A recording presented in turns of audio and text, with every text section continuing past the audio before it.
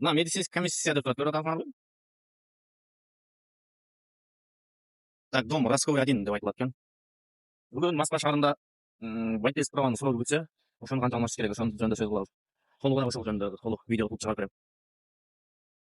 Киргенде эле ушул жерде регистратурга өздөрү коюшат экен. Регистратурадан сразу силерге берет экен квитанция толтура турган. Мына квитанция менен 1000 рубль төлөп туруп, кийин мына баракты берет экен. Осмотр. Ар бир кабинетке кирип осмотр болот экенсиздер. Андан кийин булардан өтүп бүткөндөн кийин жигиттер. Начо тапшырыш керек экен. Медицинский лаборатория кандай барабыз, мына жолун көрсөтүп коеюн. Ответь, кайсы?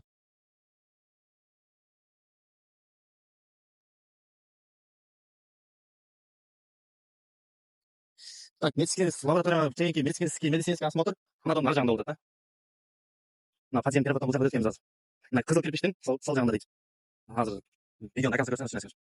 Бул жака келгенден кийин эле сразу 1600 төлөйт экенсиздер. Төлөгөндөн кийин бутылка берет экен, сизге бутылканы алып лаборатория деген жака алып барып коюп келет экенсиздер. Азыр мен мындай койгондой эле коюп туруп, мына ушундай коюп туруп бай-бай дейсиңер дагы. Андан кийин мына талон турат 16, ушуну күтөт экенсиңер.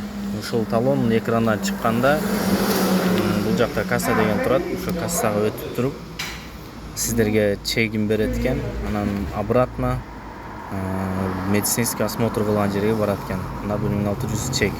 Ушуну көтөрүп кайра эле медицинский обратно барат экенбиз.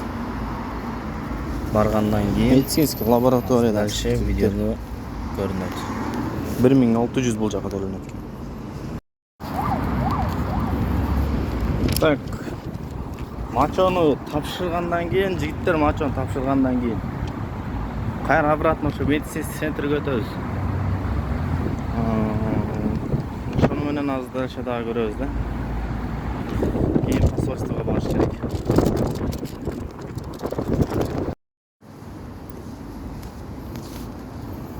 Так, бүттү жигиттер, мына ушундай справканы өлтүрүү деген ушул экен. Ушун менен эми посольствого барат экенбиз да. Платный парковка дагы өтүп кетти. Посольствого келдик дейт.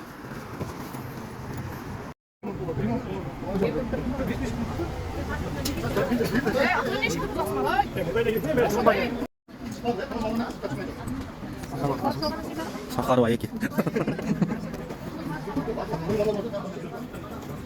Боюнлаган коюп койсун, жерге кирип кетейин.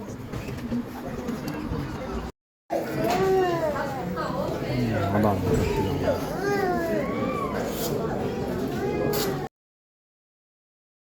Анда права боюнча посольствого келип, праваны тапшырып чыктык азыр.